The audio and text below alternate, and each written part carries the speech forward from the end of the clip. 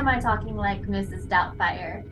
Welcome back to another episode on the Secret Wins podcast, where we discuss beauty, fitness, food, and everything related to health and wellness, including mind, body, and spirit. You might notice that my background has changed a bit. So I am recording today from my brand new podcast studio and my brand new beach house. I am finally done with renovations. I'm finally unpacked. I'm finally up and running. I do apologize for the delay in filming and recording. There's just been a lot going on. There's been a lot of changes in life. You will see right about now, you'll see some photos, some before and afters, some videos of my new beach house after the renovations have been completed. So I'm super happy to have all of this finally finished so that I can start recording regularly again. I know it's been a long time coming, and this is something that I have been wanting to set some time aside and connect with you guys for a long time.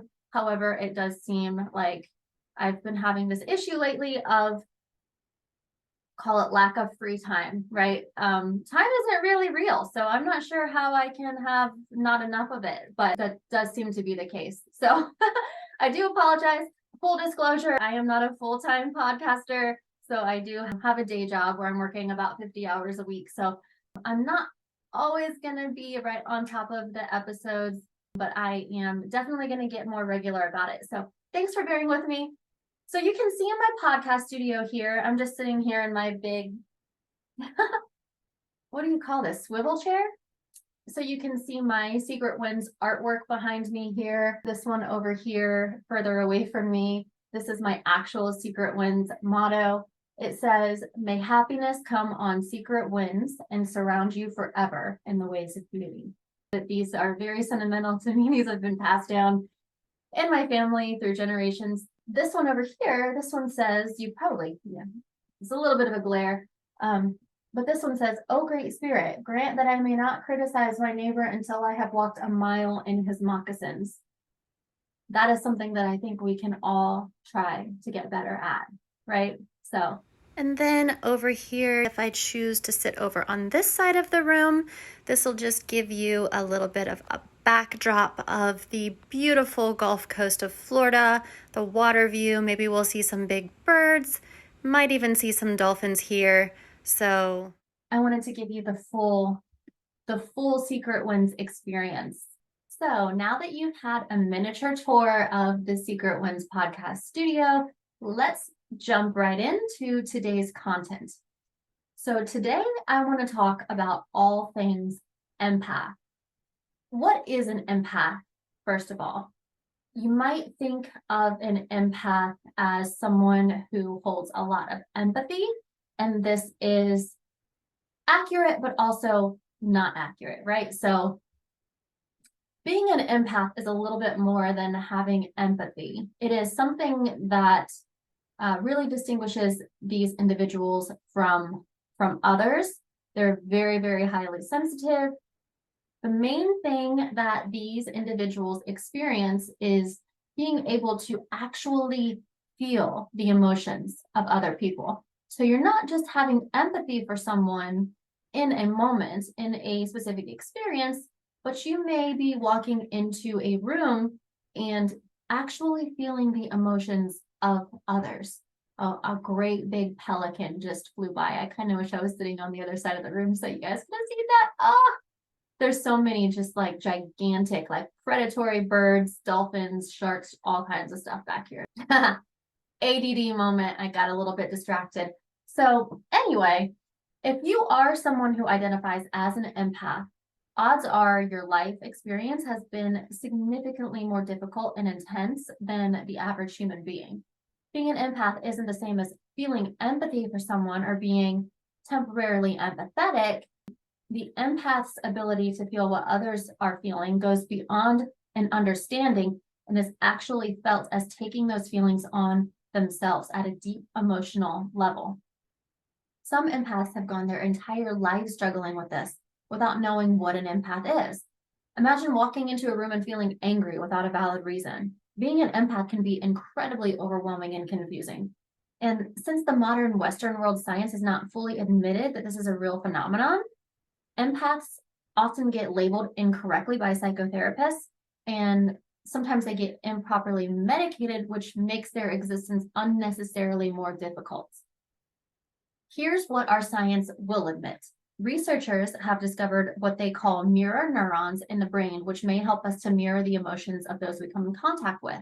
Some people have more mirror neurons than others. Mirror neurons. Say that 5 times fast. Some people do have more mirror neurons than others. But what causes an empath to be an empath? Some people seem to be born this way, while others may have developed this skill early in life. For example, if someone has had a very difficult childhood, maybe there wasn't a lot of communication, maybe there was a lot of like walking around on eggshells, they might become an empath. And this is because we evolved to survive our surroundings. If you're a small child, you may have to read the energy of your parents at a very young age so that you know if you're safe or if you need to exit the situation to avoid a painful experience. You would then learn to read the feelings of the energy around you without the need for words as indicators of where the vibration is at that day. So for the $1 million question everyone wants to know, how do you know if you're an empath? Don't worry, I'm about to give you 6 ways to determine if you are an empath right now. So the first way to determine if you're an empath is you may be clairsentient. Clairsentience is the most common of the 4 clairs of intuition, with messages coming through as feelings. In the case of empaths, they're naturally strong in the clairsentient or feeling psychic pathway. However, it's not uncommon for an empath to experience other types of clairs, such as clairaudience, where messages come through as words, almost like talking, clairvoyance, where messages come through as mental images. You may actually see situations happen like daydream or night dream state. Claircognizance is when messages come as instantaneous insight, what some people call downloads. And if you are someone who feels like you might have one of these clairs, you might possibly be an empath. Now, if you are an empath who identifies as clairvoyant, or if you're just clairvoyant and maybe you're not an empath, I have a book that I just finished last night. It is called Man, Visible and Invisible. It actually comes included with photos. This book shows 26 different color plates depicting 26 different auras. Auras are the energy fields that surround people. If you're clairvoyant, you may actually be able to pick up on these auras. You may have seen some of these auras and not exactly known what they are. This book actually helps you to understand the different levels of auras. This shows you all of the different colors and what they mean when you see them in someone's aura. It shows you the different colors and it shows you the different vibrations and patterns of an aura. It shows you how your aura evolves as you evolve and as your consciousness raises. It shows you what the aura of an ordinary person looks like, what the aura of a sudden emotion looks like, and a more permanent condition, as well as what it would look like in a more developed human. So here are just a few of them I wanted to share with some of you. If you do think that you might be clairvoyant and you think that you may have seen auras, these are interesting, right? These all mean specific things. There's all different patterns, all different colors. It helps you to understand what these visions mean. So again, this book is called Man, Visible and Invisible. Great read. Just finished it last night. Highly recommend it if you do think that you might be clairvoyant. Now, putting this back, if you have experienced one or more of these types of clairs of intuition, you might be an empath. If you find yourself taking on other stress or emotions, you might be an empath. If you've been accused of being too sensitive, that's a big one. You might be an empath, especially when you were a child. When an empath is young and doesn't understand their sensitivity, they may be subconsciously programmed to shut down to protect their own energy. This is something that I have personally experienced. And one way that I have helped to counteract that sort of dogma associated with being too sensitive is the affirmation, my strength lies in my sensitivity. If you have been told that you're too sensitive, or if you have felt too sensitive in your life, feel free to use that affirmation. It might help you out too. You might be an empath if you often feel overly stimulated. Do you feel overwhelmed in crowded spaces? Because empaths are constantly bombarded with energy around them, they can often feel overly stimulated. Even in a setting that's seemingly calm, one person's negative energy could completely throw you off. So if you have ever felt overly stimulated without a valid cause, you might be an empath. Are you a natural helper or healer? Empaths want to help alleviate others' pain. This makes sense because they can feel it in their own body. This makes them natural helpers or healers. Other people often recognize this quality in them and seek out empaths for help. Being caring and compassionate might come naturally to you because you feel people. However, in the case of empaths, it's important to be objective in the case of energy vampires who can spot an empath a mile away. Your energy is healing, so these people will constantly use your gifts for their benefit, only to leave you feeling drained, depleted, and lacking energy. So if you notice someone coming to you only when there's a problem, or when there's drama, or when they want to vent, you may be dealing with an energy vampire. Do people often come to you for these types of things? Do people often come to you when they have problems or when they want to vent? If so, you might be an empath. And the last way to tell if you may be an empath, physical spaces have a strong effect on you. Empaths don't just pick up energy of people, but they also pick up even physical spaces as well. I've personally experienced this a lot when I'm driving. I can actually pull up to specific intersections and I can tell you exactly which ones they are. But when I pull up to them, I get very strong emotions, very strong anxiety. I can feel maybe something has happened here, or there's maybe someone that lives nearby that doesn't have good energy. But it's important to notice that this is not yours and to let it go. Empaths tend to want to spend most of their time with pure energy of animals or nature, away from big cities with mixed energies and humans with ulterior motives. They may be introverts and isolate themselves to protect their energy and recharge what others have drained. Being an empath, is this a gift or is this a curse?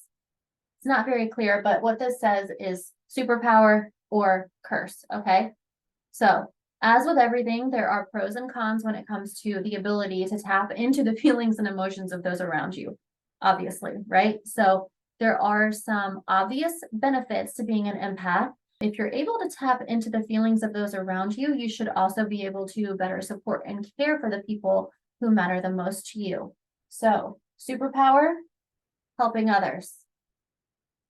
Knowing that another person is feeling down, lonely, or scared, even if they don't outwardly show it, puts you in a position of being able to help them through that, gaining their trust and becoming someone that they can learn to rely on in the future. This can make you a better partner, a better friend, and can help to strengthen your relationships overall. Being this attuned also means that you'll be able to spot a liar from a mile away. Okay? See through the BS. That's what this says. I know this is a little bit blurry. I need to get better camera quality set up here in my brand new podcast studio. Okay, so superpower, helping others, improved relationships, seeing through the BS. Empaths don't have to worry about being taken advantage of because they aren't easily tricked or manipulated.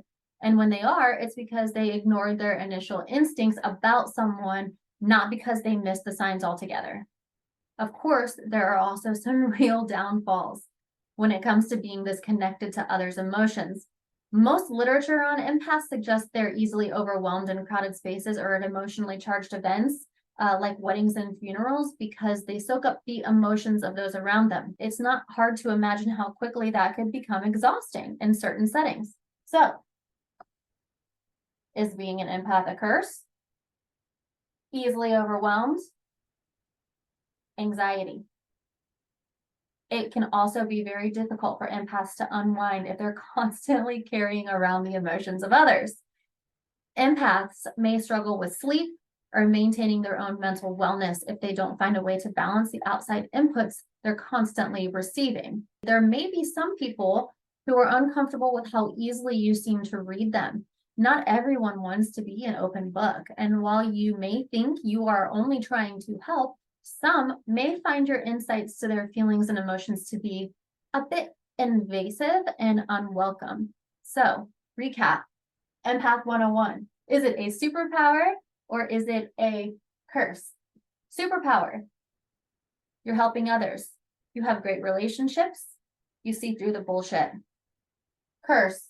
Downfalls. You are easily overwhelmed. You may have trouble sleeping. You may experience anxiety. Now, we've covered what is an empath. We've covered how to know if you may be an empath. We've covered the pros and cons of being an empath. So now let's discuss protecting yourself if you're an empath. Healing as an empath. If you relate to the description of an empath, if you relate to this conversation that we've had so far, and you find yourself constantly taking on the emotions of others, it's important to learn how to protect your own psyche and separate yourself from the outside world so that you can breathe, heal, and experience your own emotions. Experience your own experience your own existence, your own life. That is what we all came here for. Step number 1 is to step into your observer or witnessing mind. So learning how to observe energy without taking it on is the main goal if you're someone who identifies as an empath.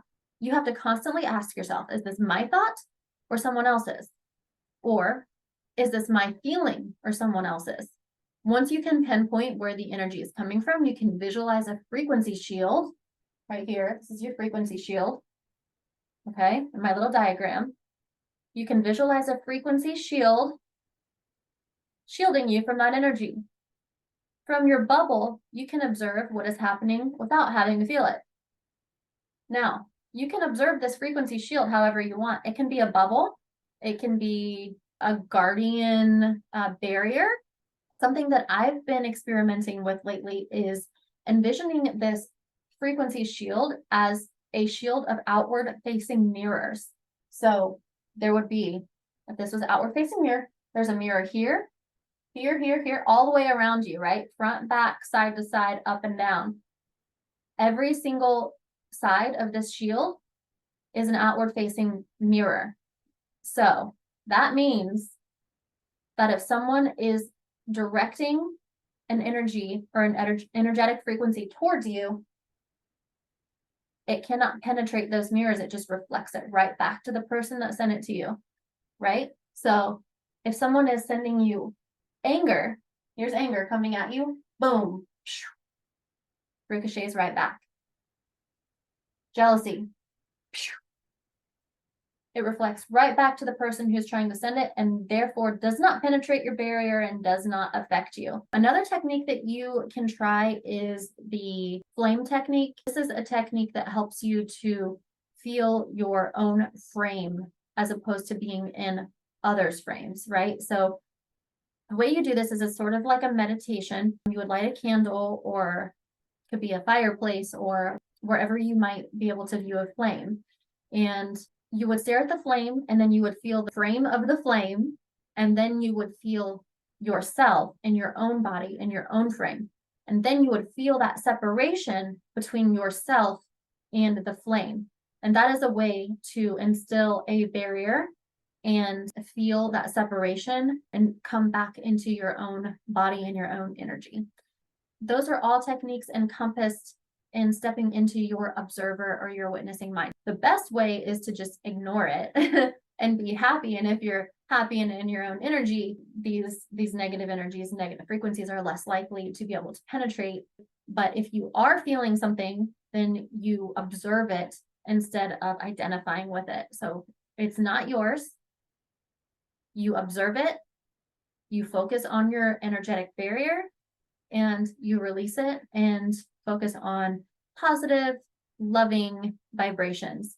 The next way that you can protect yourself and your energy as an empath is to find time for yourself. Energy protection right here. Time in solitude. This may mean finding time to get away by yourself in nature. So finding time to get away where you aren't bombarded by anyone else's feelings or stress. It might mean finding music or a meditation routine that can help you to reset and establish your center. Empaths should also work on knowing when and how to build up personal walls so that they aren't always so easily absorbing the emotions of those around them. This won't be easy. Creating boundaries likely doesn't come naturally to empaths who are so driven to help. But establishing healthy boundaries is necessary for everyone's mental health and well-being, especially for empaths. You may want to start practicing meditation by focusing your mind and learning to shut out outside distractions. You can begin to strengthen your ability to do the same when emotional input you are receiving from others becomes too much. Energy protection technique number 3. So one other technique that I have found that really helps me to protect my energy as an empath is to utilize the benefits of natural healing elements. So right now in my podcast studio, I've got some sage burning to neutralize negative energy, and you can use sage to smudge your environment. I highly recommend that you keep sage in your house and smudge your house often. This is because there can be negative frequencies penetrating your own home. You might bring things home with you that is not yours and that you need to neutralize or get rid of so that you can feel comfortable and feel positive and happy in your own space. I actually have this bottle right here. What this is white sage clearing spray right here. This is from Phoenix and Dragon Bookstore in Atlanta, Georgia. So you can just take this and spray it, and you can instantly feel the clearing in the space. Like I can literally feel that right now. Some other healing elements that you might be able to utilize. There are some specific rocks and crystals that help to protect against negative frequencies. This bracelet that I'm wearing right here, this is a black tourmaline bracelet.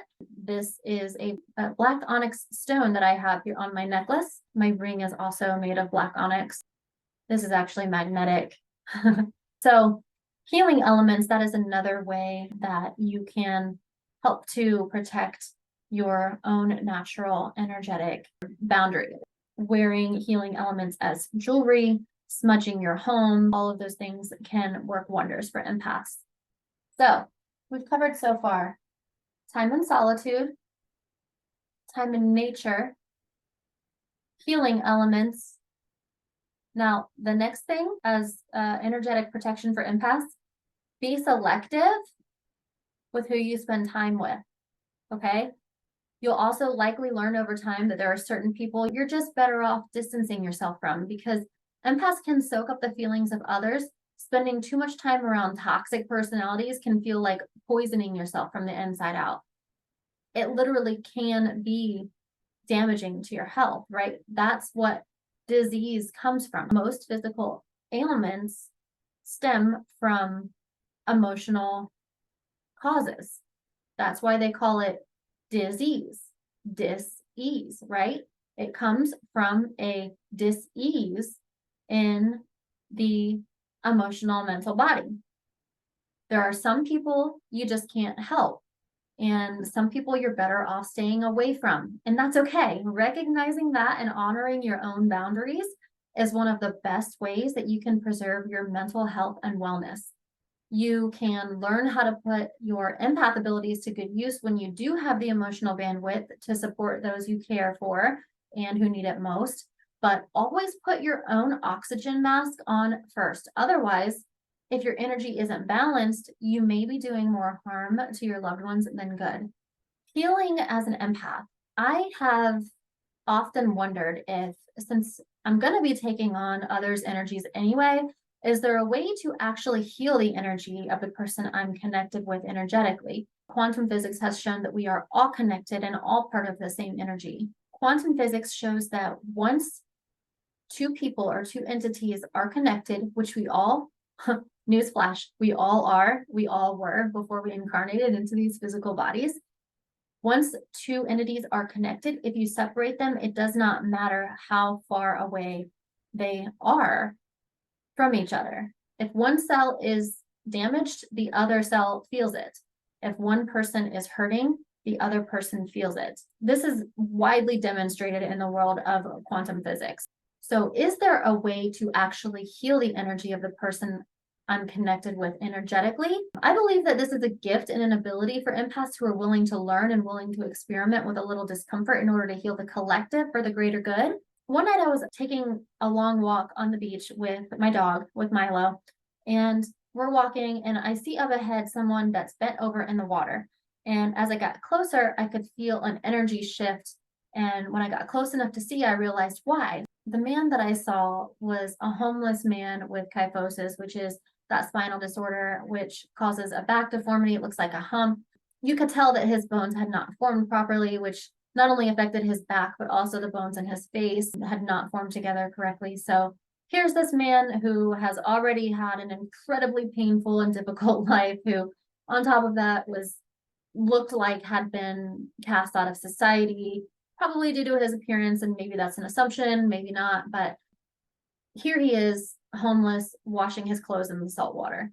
So as I get closer, the man turns around, we locked eyes. And by the way, if you are an empath, this is something that you never want to do with someone that's in pain, right? Because that's like rule number one. If you lock eyes with someone, you're going to feel what they're feeling as an empath. So the pain of his entire life washes over me like a wave. There were so many things I wish I had said, but I didn't want to appear like I was like staring any more than I already had. So I moseyed on. But for the next few days, I continued to think about this man. And I wondered if, since I knew that we had connected energetically, whether he knew or not, if that link would allow me to heal some of his pain. According to quantum science, this is possible.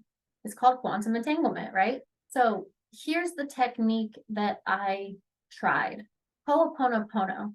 This is an ancient Hawaiian practice of forgiveness. It functions as both a communication concept for reconciliation and a tool for restoring self-love and balance. To heal oneself is to heal the collective. You can see this in examples where we're talking about healing ancestral wounds or something like that. So if you are noticing that you are experiencing a lot of trauma around certain things that doesn't appear to be yours, it can be maybe something that was handed to you from your parents, from your mom, from your dad, or from several generations going back. Quantum science says that if you heal yourself, you can actually heal like your mom or your dad or whoever it was that actually inflicted this wound in the beginning. So perhaps if you heal energetically, to heal oneself is to heal the collective. Holding someone in mind while healing could potentially heal some of their pain as well. Or so I was experimenting with, right? And maybe I'll never know if it worked or not, but maybe it did. Worth a shot. In practice, it works sort of like a mantra for self-love, and it's super simple. The word ho'oponopono roughly translates to cause things to move back in balance or to make things right. It's a very Zen concept. In Native Hawaiian language, pono means balance in the sense of life. When things are in balance, nothing is off, so to speak.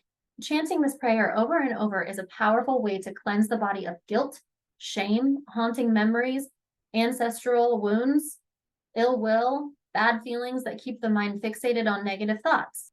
To cleanse bad feelings, chant the mantra repeatedly while sitting with your eyes closed as kind of like a meditation, or in this case of healing others, you would close your eyes and visualize the other person. So I like to visualize holding a very small version of the person in my heart chakra, right here, just like a little heart. So this would be the person right here. The Ho'oponopono prayer goes like this. It's very simple. It's 4 phrases. I'm sorry. Please forgive me. Thank you. I love you. That's it. And isn't that something we all need to hear? I'm sorry. Please forgive me. Thank you. I love you. It's incredibly cleansing, especially given how simple and universal these words are. The vibration of these 4 phrases together creates the highest healing energy I've encountered in my spiritual quest. And I do believe that this vibration could heal the entire planet. I'm sorry. Please forgive me. Thank you. I love you. It's not necessarily saying I'm bad or I've done something wrong, although sometimes you have, but asking for forgiveness in your role in the collective, or forgiveness for the human race, forgiveness for your brother, forgiveness for another human who may have hurt someone. I may never know if my healing prayer actually helped to alleviate and heal some of the trauma this man was forced to face, for sure. However, I can intuitively feel that there was a small ripple of impact. And after all, to heal one is to help to heal the all. So if you're an empath who is fully aware and practiced at being an empath, and you'd like to help heal the collective, I invite you to try this powerful meditation or prayer. You can start small with someone close to you in life, like a parent, a child, a spouse, a friend, and then you can visualize that energy growing bigger until it covers your entire home, region, city, state, country, and ultimately the entire planet. Know that there is power in numbers. So if you can get together with some like-minded individuals and collectively meditate on this, it will have more power. Okay, loves, that's all for today. If you like this video, please like the video and subscribe so you don't miss my next one. Please feel free to contact me or drop me a comment if you have any questions. And as always, the divine, all-loving light in me sees and honors the divine, all-loving light in you. Until next time, namaste.